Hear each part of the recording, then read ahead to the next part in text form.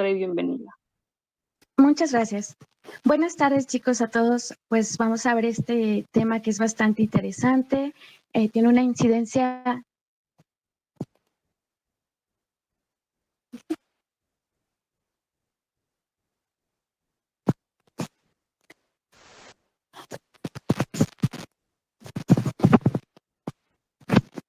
Ok, entonces comenzamos con el tema. El tema es síndrome coronario agudo. Como ya lo comentaron, mi nombre es Karen Chelillescas, soy egresada de la Facultad de Medicina de la UNAM y soy coordinador médico en Grupo CTU México. Me encuentro en redes como doctora Katy. Muy bien, pues vamos a empezar con un caso clínico para que sepamos para qué nos va a servir aprender este tema, ¿vale? Entonces, en este caso clínico, se trata de una mujer de 35 años con antecedentes personales de hábito tabáquico de 15 cigarrillos por día desde la juventud. No tiene otros factores de riesgo. La paciente acude al centro de salud tras presentar un episodio de dolor centrotorácico de inicio en reposo opresivo irradiado a miembro superior izquierdo. En el electrocardiograma con dolor se objetiva onda T negativa en D3 y ABF, siendo remitida al hospital. Analíticamente destaca un aumento de CPK, CPK-MB, troponina, hipercolesterolemia e hipertrigliceridemia, sin otras alteraciones reseñables. Ok, entonces, ¿cuál es la finalidad de que veamos ahorita este caso clínico si todavía no tenemos el panorama del tema?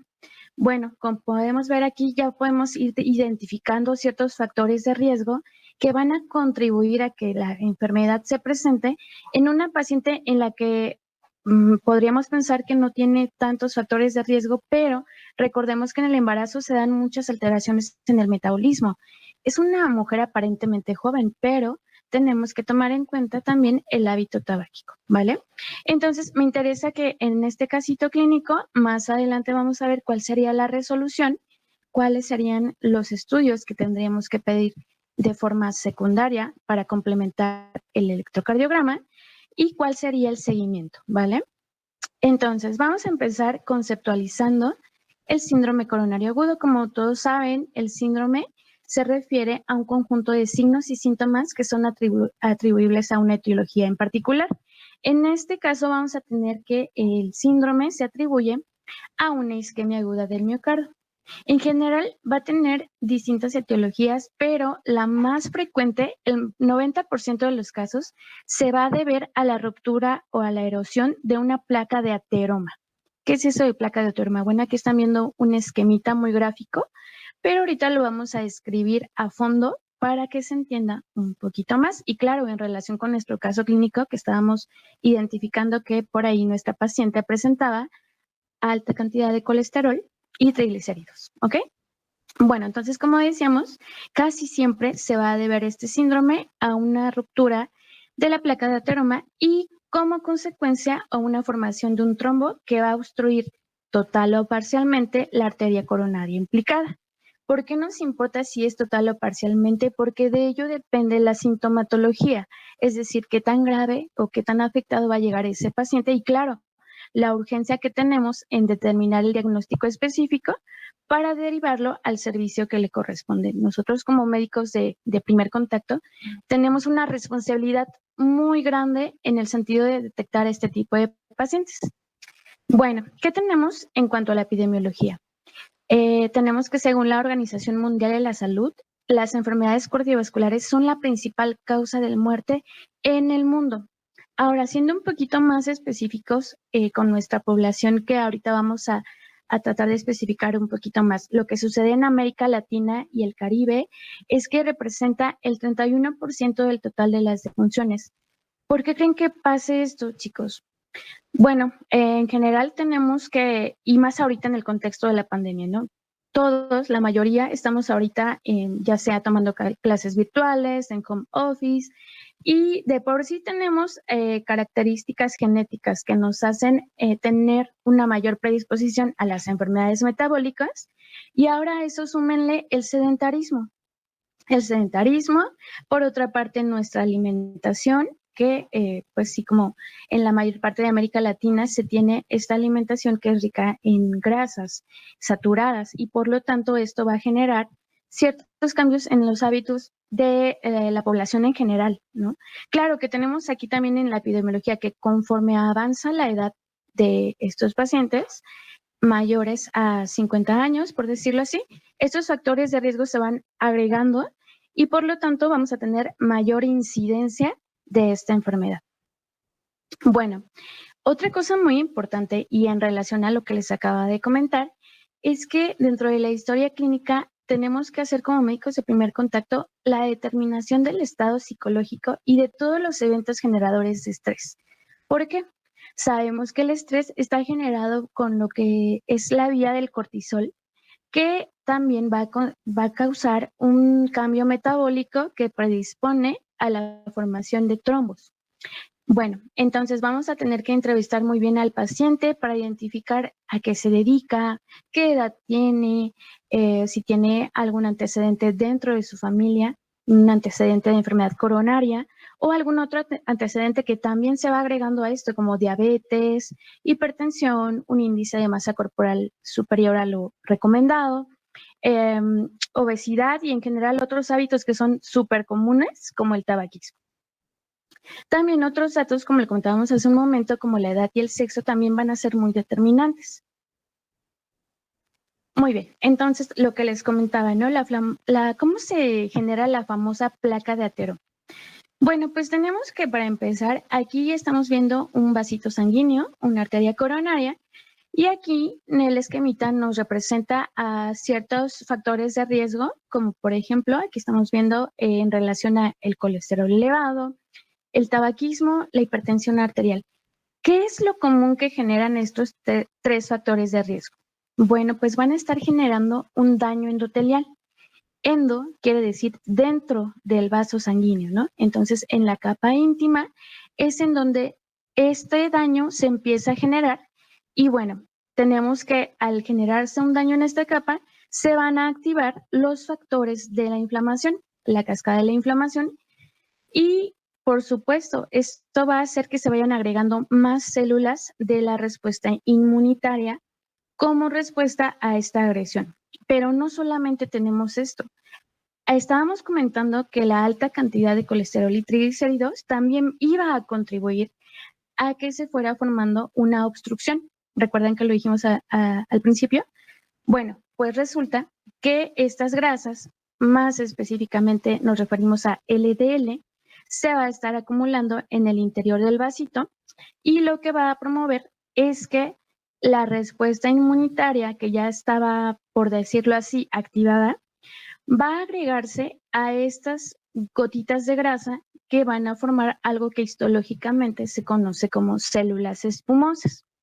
Las células espumosas no va a ser más que las grasitas LDL con una respuesta inflamatoria que se va a sumar a las células inmunitarias que específicamente aquí estamos hablando de dos células que actúan principalmente, que son los monocitos, los macrófagos, y estos a su vez van a llamar a otras células inmunitarias, lo que se conoce como diapedesis, y esa diapedesis va a promover que otros mediadores de la inflamación se agreguen. Entonces, ¿qué es lo que estamos viendo aquí? Literalmente como el transporte público en hora pico, ¿no? Entonces ya se agregaron un montón de factores, ya se agregó la LDL, se agregaron factores de la respuesta inflamatoria, se agregaron factores de respuesta inmunitaria del propio huésped. Y entonces, ¿qué está pasando con la luz de ese vasito? Pues se está tapando, ¿verdad?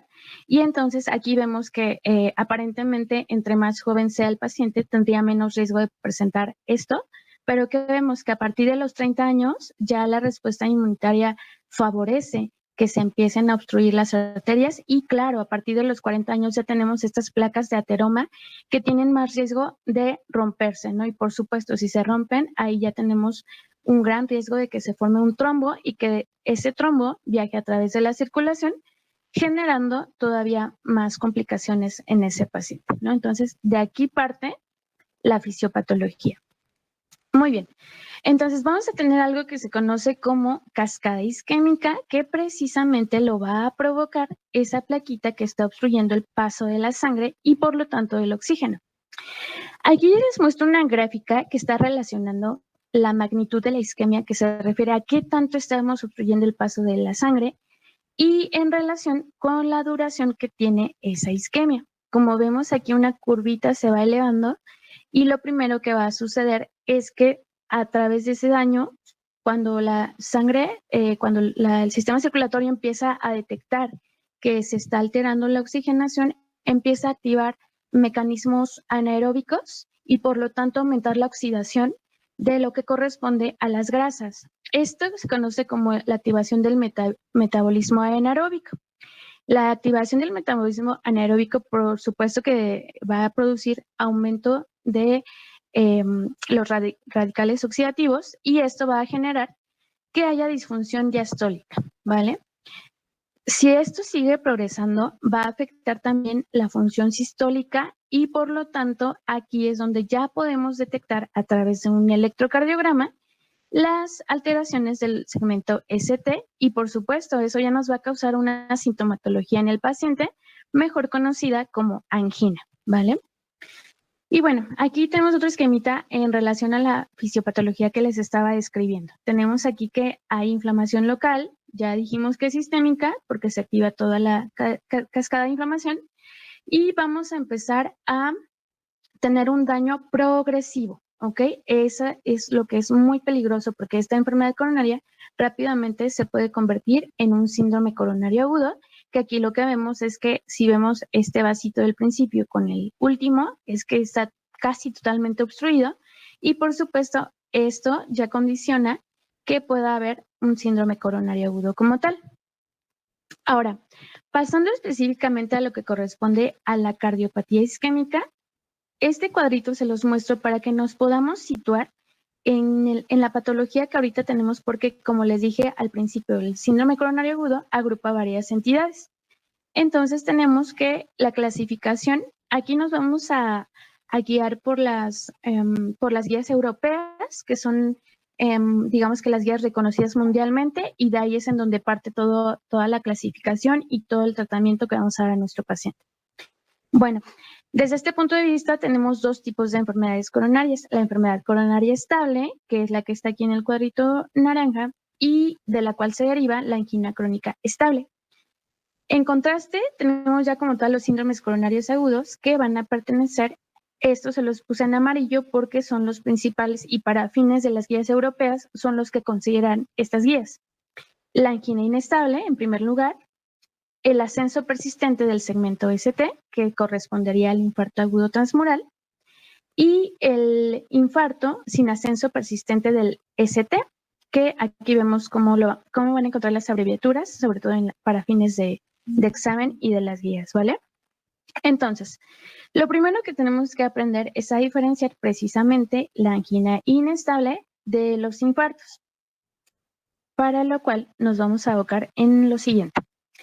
Entonces les comentaba que estas guías son las que se toman en cuenta a partir del 2013. Hay algunas acotaciones y algunas especificaciones que nos hacen y nos dicen, ¿sabes qué? Para que diagnostiques a tu paciente con angina, debe forzosamente cumplir con estos 3 criterios. ¿Cuáles son estos 3 criterios?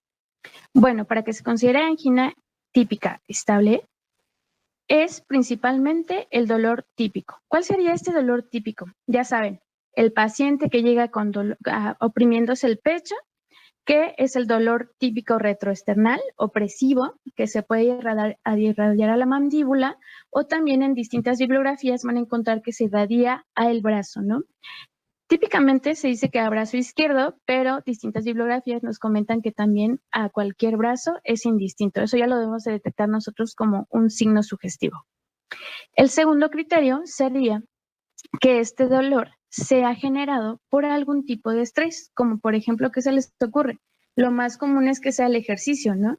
Los pacientes que suben las escaleras o que salieron corriendo o algo por el estilo y entonces nos comentan que tras haber hecho ese ejercicio están presentando el dolor, ¿no? Esto se conoce como que ese dolor sería generado por estrés ante, ¿qué es lo que sucede? Ante el incremento de la demanda de oxígeno y hay un desbalance entre la demanda y el aporte de oxígeno. Eso es el segundo criterio. El tercer criterio para establecer una angínica estable sería una angina inestable sería que el dolor se alivie con nitratos, ¿de acuerdo? Entonces sabemos que los nitratos están en la primera línea del tratamiento para estos síndromes coronarios. Y un criterio para que lo consideremos angina es que nosotros administramos el nitrato, que si recordamos el mecanismo de acción farmacológico, es que los nitratos son vasodilatadores. Entonces lo que va a suceder es que vamos a compensar la demanda de la perfusión que se está generando por esa obstrucción parcial, ¿no? Entonces podríamos pensar o podríamos asumir que ese paciente tiene una angina estable y que por lo tanto generalmente no requeriría un tratamiento tan urgente si lo contraponemos con un paciente que está con signos sugestivos de infarto, ¿vale? Y las mismas guías nos establecen otras dos anginas, o más bien otros dos diferenciadores de angina estable, que sería la angina atípica, que es la que nosotros normalmente consultamos en la bibliografía como una angina inestable. La angina inestable va a cumplir con 2 de estos 3 criterios, pero no va a cumplir con los 3. Y por lo tanto, tenemos otra última denominación, que es la no angina, que sería menos de un criterio, solamente un criterio de esos, ¿no? Es decir, un paciente que llega con dolor típico, pero que no cumple con los otros dos, ni fue generado por estrés, ni se alivió con nitratos, ¿no? Entonces, eso no corresponde a una angina. Tendríamos que hacer una valoración más intensa, un interrogatorio, otros estudios, para descartar alguna otra patología. Muy bien. Entonces, tenemos que tener bien claros la diferenciación de angina inestable, que es ahorita la que nos va a hacer primordial diferenciarla de un infarto. ¿Por qué? Porque esto va a depender qué tanta urgencia debemos derivar a ese paciente a una unidad intervencionista.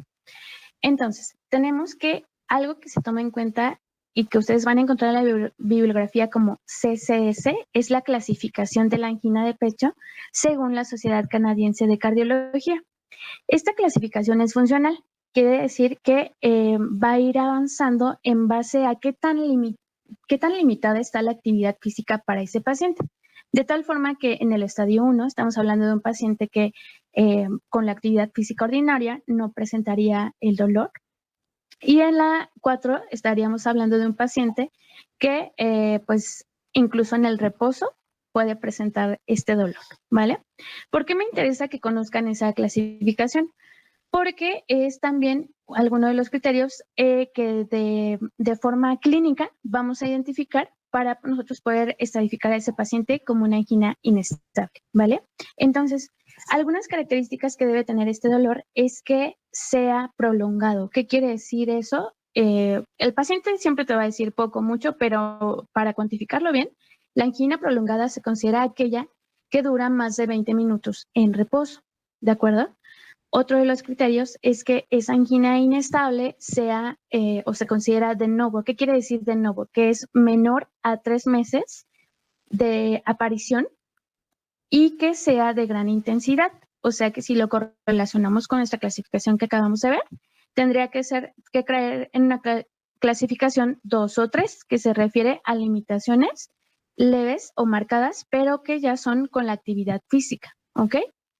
En tercer lugar, tenemos a las anginas que previamente eran 2 o 3 o eran de menor clasificación y que progresaron hacia 3 o más, es decir, aquel paciente que a lo mejor antes hacía actividad física no presentaba síntomas, pero ahora con la menor cantidad de actividad física ya presenta el dolor, ¿no? Entonces a eso nos referimos, que también se va a considerar como una angina inestable. Y aquellos dolores que sean, aquellos pacientes que sean diagnosticados posteriores a un infarto, es decir, ese paciente que ya tuvo un evento isquémico y que se le vuelve a detectar el dolor. ¿De acuerdo? Muy bien, entonces, ¿cómo diferenciamos? Esta es la gran pregunta de hoy. ¿Cómo diferencio una angina inestable de un infarto agudo a miocardio? Básicamente, la diferenciación se hace a partir de electrocardiograma y de la cuantificación de troponinas. Ahora, esto me interesa que pongan mucha atención porque para fines de examen y para fines de tu atención clínica hacia tus pacientes, esto siempre te lo van a preguntar. Tenemos una cuarta definición universal de infarto agudo a miocardio que fue dada por las guías europeas en el 2018, ¿vale? ¿A qué se refiere? Esto sí va a ser muy textual. El infarto, a diferencia de la angina, va a ser un daño miocárdico agudo con evidencia clínica de isquemia miocárdica aguda y detección de aumento o caída de los valores de troponinas con al menos un valor por encima del límite superior de referencia del percentil 99. Yo sé que esto se escucha como que, ay, no entendí nada, no sé a qué se refiere, y ahorita se los voy a traducir a una información un poquito más sencilla de comprender para que podamos identificar muy bien cuándo es un infarto, ¿vale? Resulta que para las troponinas, cuando se empezaron a hacer estudios de cuantificar las troponinas, se veía que muchos pacientes tenían variación de las troponinas conforme ya sea la edad o los factores de riesgo se iban agregando y no necesariamente tenían infarto. Por eso es que se necesita un rango de referencia y ese rango de referencia se va a referir al percentil 99, ¿vale? Entonces, siempre tomen en cuenta que los valores de troponina están en referencia con los límites superiores de cada laboratorio, ¿de acuerdo? Entonces, eso tómenlo muy en cuenta porque hay pacientes que van a presentar elevación y que no necesariamente están infartados, ¿ok? Bueno, entonces tienen que tener al menos esa elevación de troponinas en comparación al límite de referencia más otro factor, que sería al menos una de las siguientes condiciones, ¿vale? Uno sería síntomas de isquemia miocárdica. Ya dijimos cuál era el principal síntoma, acuérdense, el dolor precordial, irradiado. El segundo sería cambios isquémicos nuevos en el electrocardiograma. Por eso es súper importante que a todo paciente que tenga factores de riesgo y que tú sospeches que tiene o que puede tener un infarto, de inmediato, lo más pronto que puedas, se le tome un electrocardiograma. Ahora, más adelante vamos a especificar qué condiciones necesitamos de ese electrocardiograma, porque también va a haber muchos pacientes que de primera instancia o de forma inmediata reporten un electrocardiograma normal, ¿vale? Ok, entonces, otro de los puntos a considerar sería la aparición de ondas Q patológicas, que esto ya se traduce en una necrosis miocárdica y que más adelante les voy a mostrar cómo podemos ver ese dato en el electrocardiograma. También se considera una evidencia por imagen de pérdida de miocardio viable o anomalías regionales, ¿no? Esto es, de cierta manera, es lógico. Si tú sospechas que tiene infarto y ya está evidenciado por un estudio, un eco, entonces pues es obvio que ya hay un daño y que ya está evidenciado, ¿no? Entonces eso ya es tratarlo sí o sí. Y por último, la identificación mediante coronariografía o mediante autopsia. Obviamente esto ya es en pacientes que fallecieron y que se necesitan clasificar para fines de certificado, ¿ok? Entonces, bueno, eso se tendría que hacer ya en la autopsia. Muy bien, entonces, otra clasificación, y sí es necesario saberla porque a su vez los infartos, ya tienes confirmado un infarto. Ahora, estos infartos se pueden clasificar y también esa denominación no la da la Sociedad Europea, ¿de acuerdo?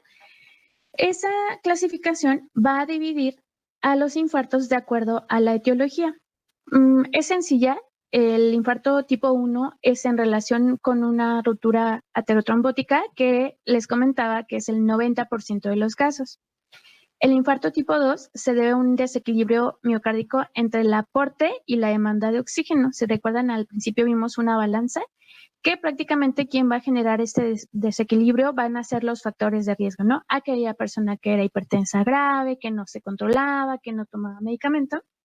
Algún paciente que sufría de arritmias, que igualmente no se controlaba, o algún paciente que tenga otro factor de riesgo por el cual se desequilibró ese aporte de demanda de oxígeno. Por ejemplo, un paciente que esté grave, séptico, también va a evolucionar o puede evolucionar a infarto, ¿vale?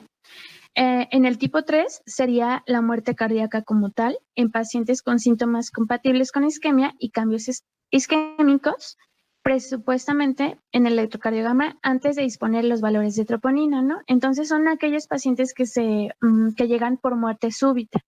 A ellos, si no se les hace la prueba de las troponinas o no se confirma, se les clasifica como infarto tipo 3. En el tipo 4 sería aquel paciente que sobrevivió a la intervención coronaria Y en el tipo 5 sería aquel paciente que tuvo un procedimiento quirúrgico de revascularización y que en ese caso fue cuando tuvo el infarto. Ok, entonces, ¿para qué nos interesa conocer estas clasificaciones y para qué nos interesa saber qué tenemos que hacer con ese paciente? Bueno, como les comentaba a un inicio, depende de en dónde nosotros clasifiquemos al paciente, cuál va a ser el seguimiento. Si lo podemos tratar en nuestra unidad de primer nivel de atención, si lo tenemos que derivar a una unidad con hemodinamia o qué es lo que tenemos que hacer con ese paciente. Y de nosotros depende que hagamos una buena anamnesis. Entonces, básicamente, lo que les acabo de comentar podría ser resumido en este esquema, ¿no? Entonces, va a ingresar el paciente con dolor torácico. Aquí, si ya hicimos la exploración física, ya determinamos que tiene todos los signos y síntomas sugestivos para el síndrome coronario, correspondería tomarle un electrocardiograma. Si en ese electrocardiograma nosotros verificamos que ya hay alteraciones del segmento ST, entonces tendríamos que hacer una prueba de troponinas para determinar si esa etiología es un infarto agudo con elevación del segmento ST o una angina inestable. ¿De acuerdo? Entonces, si vemos este cuadrito, pues lo que tenemos que hacer cronológicamente es ir descartando, confirmando el diagnóstico y de acuerdo a eso clasificar. Ahora, ¿para qué me interesa esto? Vamos a ver cómo podemos identificar estos cambios electrocardiográficos y para ello vamos a repasar rápidamente cuáles serían las arterias coronarias principales de acuerdo a la localización para que nosotros sepamos si encontramos alguna anomalía en el electrocardiograma, qué tipo de afectaciones y sobre todo en dónde está ubicada. Esto es muy importante porque de acuerdo a eso podemos saber qué parte del territorio está afectado y no solamente qué parte del territorio, sino también qué tipo de terapia le correspondería a ese paciente. De tal forma que no es lo mismo que se lesione solamente la parte interna del corazón o aquella lesión subendocárdica o aquel infarto, contrastándolo con aquel infarto que ya está afectando una parte muy significativa del corazón, lo que se conoce más bien como un infarto transmural, ¿no? Entonces, como les digo, no tiene la misma urgencia, ¿de acuerdo? Entonces, es muy importante que lo identifiquemos en el electro. Ok, entonces recordemos rápidamente la irrigación coronaria. Tenemos este esquemita que va a ser muy útil porque de aquí vemos las regiones que van a estar irrigadas por las principales arterias, que aquí vamos a fijarnos ahorita para fines un poquito más prácticos en aquellas que están señaladas de color rojo. Tenemos que principalmente en la región superior está la arteria coronaria izquierda. Posteriormente, cuando empezamos a descender, tenemos a las arterias descendente anterior izquierda e interventricular anterior, de tal forma que conforme bajamos, ya la irrigación va a estar dada por otras arterias principales como la circunfleja, las marginales y las diagonales, que estas van a ser parte del territorio del ventrículo izquierdo. Y del otro lado encontramos la coronaria derecha, la descendente posterior, la arteria marginal y principalmente van a estar irrigando a las regiones posterior inferiores del corazón. ¿Para qué nos sirve hacer este recordatorio anatómico? Bueno, pues si nosotros vemos un electrocardiograma con todas sus derivaciones, aquí incluso este esquemita me gustó mucho porque aquí abajo nos va a estar representando qué áreas de acuerdo a las derivaciones determinadas y sobre todo si encontramos la alteración del segmento ST junto con otros datos, vamos a poder saber qué parte del territorio está dañado, ¿no? Entonces aquí por mostrarles un ejemplo, si nosotros nos fijamos en las derivaciones que están en color amarillo, que corresponden de B1 hasta B4, vamos a saber que entonces el territorio que está alterado es la cara anteroseptal, ¿no? Entonces eso ya nos hablaría de un infarto que está afectando esta región. Mientras que si vemos alteraciones en D1 y ABL, que son los que vemos en los cuadritos verdes, lo que vamos a ver es que está afectada la cara lateral alta del corazón. Mientras que si están alteradas las derivaciones B5 y B6, estaría afectada la cara lateral baja, Y por último, D2, D3 y ABF serían las de la cara inferior. Claro, de esto les estoy hablando de algo muy general, muy básico, y claro que podríamos encontrar variantes o incluso enfermedades multivaso, ¿no? Que ya afecten a varios territorios del corazón y por supuesto, entre más extendido tengamos ese daño, va a ser mayor la implicación tanto terapéutica y afectaría el pronóstico de ese paciente. Este me interesa mucho porque ahora sí, con esto podemos tener este cuadrito que está súper padre para fines de examen, porque nos dice la localización de acuerdo a los hallazgos electrocardiográficos. Entonces, por ejemplo, podemos tener que un infarto anterolateral estaría dañando qué tipo de arterias estaría dañando y cuáles son los hallazgos electrocardiográficos que tendríamos y específicamente qué derivaciones estarían afectadas, ¿no? De tal manera que si nosotros vemos la descendente anterior afectada, entonces lo que esperaríamos o lo que se correspondería en el electrocardiograma sería un ascenso del ST en B1 a B5, ¿no? Y así sucesivamente con cada región del corazón. Esa grafiquita se las dejo para la vida y para el examen porque va a ser muy importante y no se sorprendan que cuando les presenten casos clínicos, les den el electrocardiograma para que ustedes lo tengan que interpretar y en base a eso les van a preguntar qué tipo o qué arteria está afectada, ¿vale? Entonces, ahorita vamos a revisarlo de manera superficial, pero va a ser muy útil para sus exámenes, ¿vale? Bueno, otra cosa súper importante del electrocardiograma es que los hallazgos, los cambios van a ser dinámicos. ¿Qué quiere decir esto? Bueno, pues podemos tener los pacientes que en un principio puedan tener datos específicos en la onda T.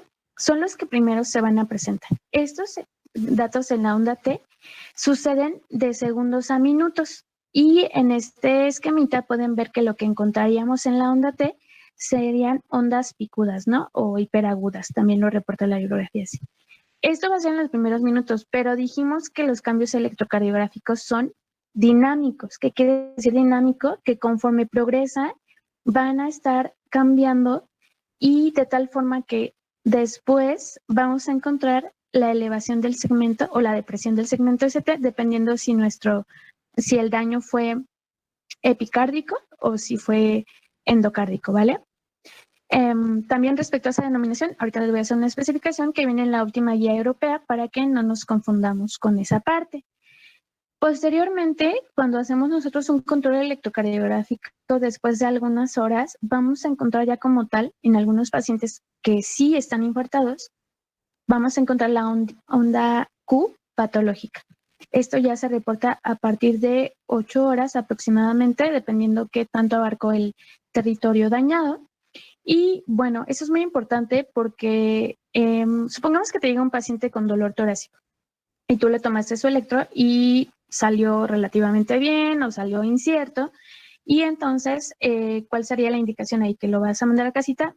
No. Si tiene signos y síntomas y tiene algunos datos sugestivos, pero el electro salió relativamente normal o salió con hallazgos inespecíficos, lo que debes de hacer ahí es esperarte al menos unos 20 minutos, volverle a tomar otro electrocardiograma y de esta manera verificar si efectivamente no se ha presentado ningún daño miocárdico o en su caso volverlo a categorizar, ¿de acuerdo? Entonces recuerden muy bien esto porque son progresivos estos cambios electrocardiográficos. Y bueno, un poquito más de lo que les hablo, este esquemita me gusta mucho, es de una página que se llama La Chuleta de Osler, por si la quieren checar. Vienen esquemas muy padres y esto lo que nos va a ejemplificar es precisamente la secuencia de un evento coronario, ¿no? Entonces, ¿qué vemos hasta acá arriba? Vemos un electrodo normal con la onda P y el segmento Q, R, S y T normales, ¿no? Entonces, ¿qué nos dice aquí las acotaciones? Aquí ya tenemos a un paciente con riesgo cardiovascular elevado y un paciente que presenta aterosclerosis coronaria. ¿Cómo va a progresar o cómo vamos a ver esos cambios electrocardiográficos? Nuevamente se los comento. Si ya tenemos aquí un ateroma en el que está disminuyendo el flujo sanguíneo al miocardio, lo primero que vamos a encontrar, ¿qué dijimos que era? Alteraciones en la onda T, ¿recuerdan? Ya sea que puede disminuir o aumentar, pero se van a ver de forma progresiva. Generalmente esto se traduce de forma clínica como una angina estable. Ya cuando hay una ruptura de placa de ateroma o ya hay un tapón con el coágulo, entonces vamos a evidenciar aún más ese cambio de la onda T, que dijimos que también podía ser ya sea un descenso o un incremento, ¿recuerdan? Dependiendo de qué zona se haya afectado. Y tenemos que la progresión, si ese coágulo o esa placa está rota y ya empieza a generar una angina inestable, entonces ya es cuando tendríamos el siguiente, recuerdan que era alteraciones del segmento ST, ¿verdad? Dependiendo de qué área fue afectada, ¿no? Entonces aquí, por ejemplo, tendríamos un descenso si el infarto fue subendocárdico y tendríamos un ascenso si ese infarto o si hubo alguna necrosis subepicárdica, ¿no? En este caso podemos ver, está gritándonos literalmente el último trazo electrocardiográfico, pues que ya hay un infarto instaurado, ¿no? Muy bien, entonces, para fines prácticos y para fines de examen, tenemos a este esquemita que nos está representando qué es lo que vamos a ver principalmente lo más común que se encuentra en los pacientes, ¿no? Entonces tenemos dos tipos de hallazgos, que sería el descenso del segmento ST, correspondería a una isquemia subendocárdica, que aquí lo que vemos es que precisamente, como su nombre lo dice, el territorio que está dañado es la parte interna del corazón, que recordemos que se nutre por difusión, de tal manera que podríamos pensar que relativamente este paciente pues tenemos un tiempo relativamente considerable para derivarlo o para tratarlo, ¿vale? Sin en cambio, la isquemia transmural, que es la lesión que antes o que puedes encontrar en algunas bibliografías como isquemia subepicárdica, es la que ya está afectando todo el tejido, ¿no? O bueno, más bien hablamos del espesor del tejido, ¿no? Y entonces este se traduciría en una elevación del segmento ST y por lo tanto esta es más grave, ¿no? Esta sí tenemos que buscar la forma de revascularizar a ese paciente, a derivarlo rápido a una unidad hemodinámica para que tenga un mejor pronóstico, porque esa isquemia rápidamente se va a convertir, pues se puede convertir en necrosis conforme a lo que hemos estado revisando, y la necrosis, como sabemos, es irreversible. Muy bien, entonces repasamos rápidamente. Cambios que vamos a encontrar, elevación del segmento ST, ¿verdad? Pero aquí pasa muy similar a lo que pasaba con las troponinas, que se fue investigando y a través de varios estudios se veía que varios sujetos que estaban relativamente sanos presentaban alteraciones del segmento y que no era precisamente porque estuvieran enfermos, ¿no? Entonces se tuvo que determinar así súper bien, especificar cuánto debía de tener de elevación del segmento ST para que clínicamente fuera significativo, ¿ok? De tal forma que para que esta elevación del segmento ST sea valorable, tiene que ser mayor a 1 milímetro. Y en derivaciones B2 y B3 todavía somos más específicos. En derivaciones B2 y B3 cambia dependiendo si tu paciente es hombre o mujer. Si es hombre, va a ser mayor a 2.5 milímetros en pacientes mayor a 40 años y si son menores de 40 años, va a ser mayor a 2 milímetros esa elevación, recuerda, para que sea significativa, ¿vale? Y en mujeres va a ser menor, pero aún así se tiene rango específico, mayor a 1.5 milímetros en mujeres, ¿de acuerdo? Algo similar sucede con la depresión del segmento ST. Por lo general, esta tiene que ser mayor a 0.5 milímetros y tiene que haber una inversión de la onda T mayor a 1 milímetro con onda R o S, ¿vale? Aquí hay algo muy importante antes de que se me olvide, se los voy a recordar. Estos cambios de los segmentos ST siempre deben de estar en derivaciones consecutivas. Es decir, si está la elevación de 1, también tiene que estar En B1 también tiene que estar en B2, B3, ¿no? Esto es por lo que estábamos viendo al principio de la anatomía de la irrigación coronaria. Entonces recuerda, para que también tus hallazgos sean valorables, deben de ser hallazgos consecutivos, ¿vale? Que sean congruentes. Y por último, tenemos la onda Q patológica, que dijimos que esta ya era, ¿recuerdas? Ya cuando estaba el paciente ya había progresado algunas horas y que el daño ya era, pues, relativamente, estábamos hablando de muy sugestivo de necrosis. Y también tiene rangos específicos, de tal forma que en B1 o B2, esta onda tiene que estar mayor a 0.04 segundos de duración, o tiene que haber una relación RS mayor a 1 con T concordante, ¿vale? Y también dijimos que en B2 y en B3 tienen que ser hallazgos específicos, de tal forma que en Q la duración debe de ser mayor a 0.02 segundos y el complejo QS en B2 y en B3 igualmente debe de ser prolongado. ¿De acuerdo? Y ya por último, tenemos que en las demás derivaciones, en general, igualmente para fines de examen, la onda Q debe ser mayor a 0.03 y mayor a 1 milímetro, ¿de acuerdo? Y recuerden, siempre en derivaciones contiguas. Muy bien.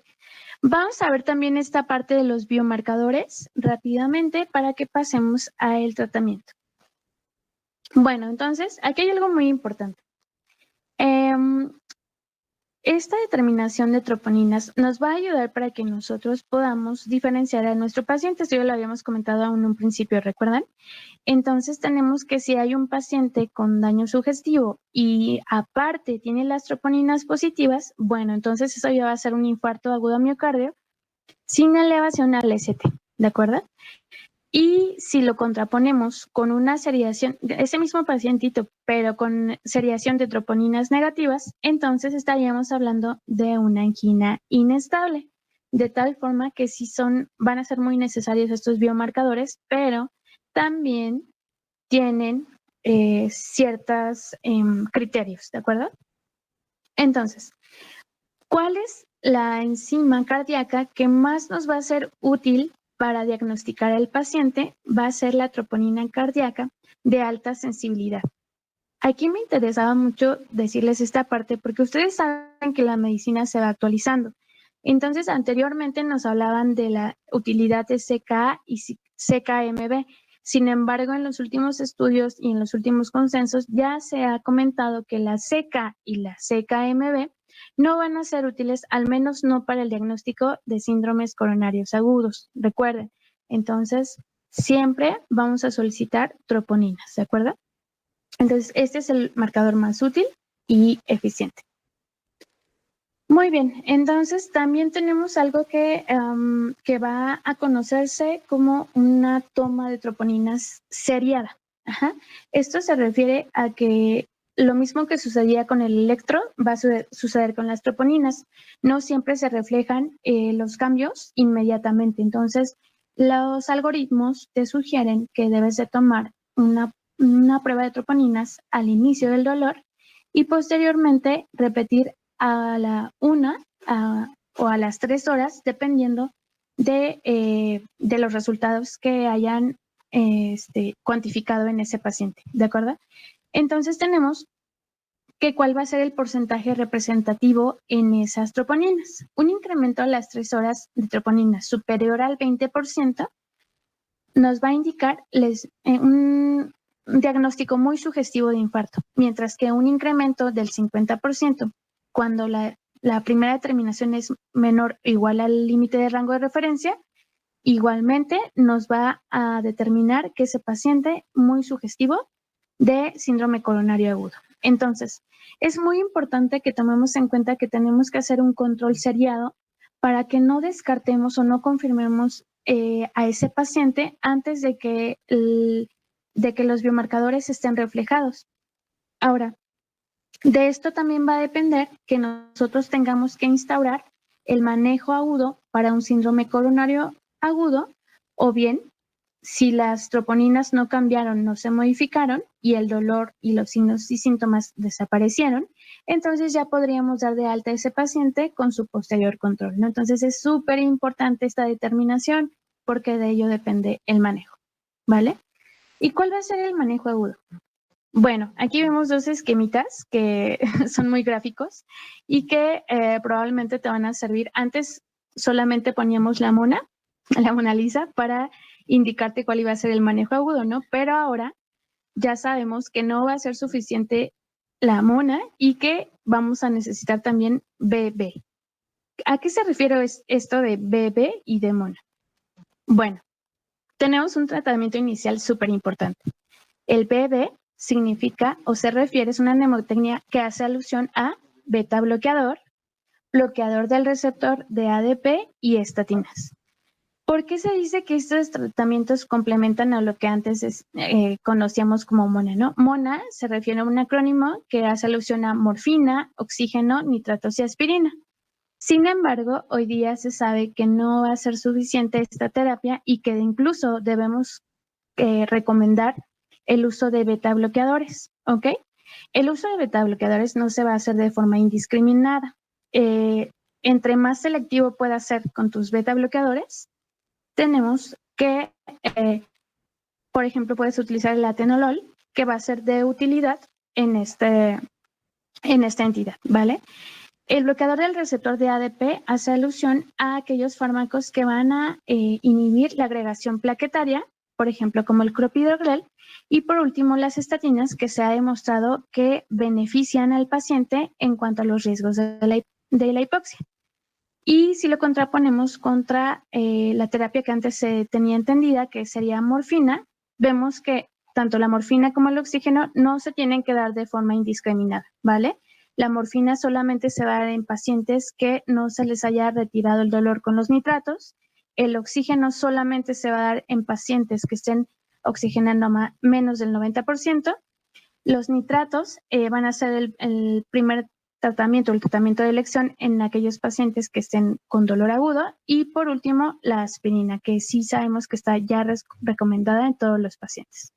Es muy importante porque este tratamiento va a marcar la pauta para la reperfusión, ¿de acuerdo? Entonces, ese es el tratamiento de primera línea, pero de ello depende la eficacia del tratamiento de la reperfusión, qué tan rápido actuemos y qué tan rápido identifiquemos al paciente, va a marcar el pronóstico del mismo, ¿de acuerdo? Como les comentaba, la nitroglicerina va a ser el tratamiento principal para el dolor. Aquí tenemos algunas dosis recomendadas. Ahorita, para fines prácticos, únicamente nos vamos a acordar de las mnemotecnias que les mencionamos para que podamos quizás nosotros indagar más profundo en cuanto se tenga otra oportunidad. Igualmente, de morfina dijimos que no siempre se va a indicar, solamente si el paciente no responde a nitratos, y en cuanto a antiagregación plaquetaria, está recomendado que sea combinada con 2 antiagregantes. La aspirina siempre debemos de administrar lo más precozmente que podamos y las dosis recomendadas son de 165 hasta 300 miligramos. Recuerden siempre que está contraindicada en pacientes con alergia o con asma o alguna hemorragia activa en ese momento. Muy bien. Siempre tenemos que tratar de combinar los antiagregantes plaquetarios para que ese paciente tenga un mejor pronóstico. Y también tenemos otras terapias recomendadas como la heparina en combinación con otros antiagregantes plaquetarios. Muy bien, entonces, rápidamente, esto se refiere a básicamente el algoritmo que tendríamos que seguir. Esto ya lo mencionamos como tal con las mnemotecnias. Y ahorita nos vamos a ir, por cuestiones de tiempo, nos vamos a ir directamente a las conclusiones, ¿de acuerdo? Este algoritmo se refiere a que posteriormente a instaurar el manejo inicial, vamos a evaluar si nuestro paciente va a meritar, de acuerdo a los hallazgos que encontremos, una coronariografía o si este paciente sería candidato a reperfusión, ¿vale? Por último, la reperfusión, lo más recomendable es una angioplastía. Tiene que ser en el tiempo ventana recomendado, que son 120 minutos, y se puede extender el tiempo hasta 48 horas dependiendo del paciente. Si no tuviéramos esa opción o si no podemos derivar al paciente entonces convendría la fibrinólisis, que sería nuestra segunda opción de tratamiento, que se puede dar 10 minutos después de la atención hasta 12 horas, pero recuerden que esta no se recomienda después de las 12 horas, ¿no? Entonces, ya a manera de conclusión, tenemos nuestro caso clínico, que recordemos que era una paciente de 35 años, los antecedentes que tenía, y aquí vemos el electrocardiograma, ¿no? Entonces, esto con base al cuadrito que les estaba mencionando, ¿cuál sería el área afectada? Si aquí vemos que está alterado ABF en el segmento ST, y vemos también un infradesnivel en B4, B5 y B6. Tenemos que, tras su ingreso, se inició el tratamiento con heparina sódica, ácido acetilsalicílico, nitratos y beta-bloqueadores cardioselectivos. Durante su estancia, la paciente permaneció asintomática y estable desde el punto de vista cardiovascular. La seriación enzimática reveló un pico máximo de CPK y una troponina de 9 nanogramos sobre decilitro a las 15 horas de inicio de su dolor. La evolución electrocardiográfica mostró datos de isquemia subepicárdica en derivaciones inferiores y laterales, como lo pudimos corroborar en el electro. Ok, chicos, discúlpenme por irme tan rápido y corriendo, pero pues ya el tiempo nos está limitando. Entonces, bueno, pues les doy gracias por la invitación. Yo me encuentro en redes como doctora Katy. Estamos empezando el proyecto de compartir clases por ahí. Ya pueden encontrar la clase de diabetes en el canal de YouTube. Y bueno, pues cualquier cosa que podamos ayudarles, estamos atentos. Muchas gracias por su atención. Ok.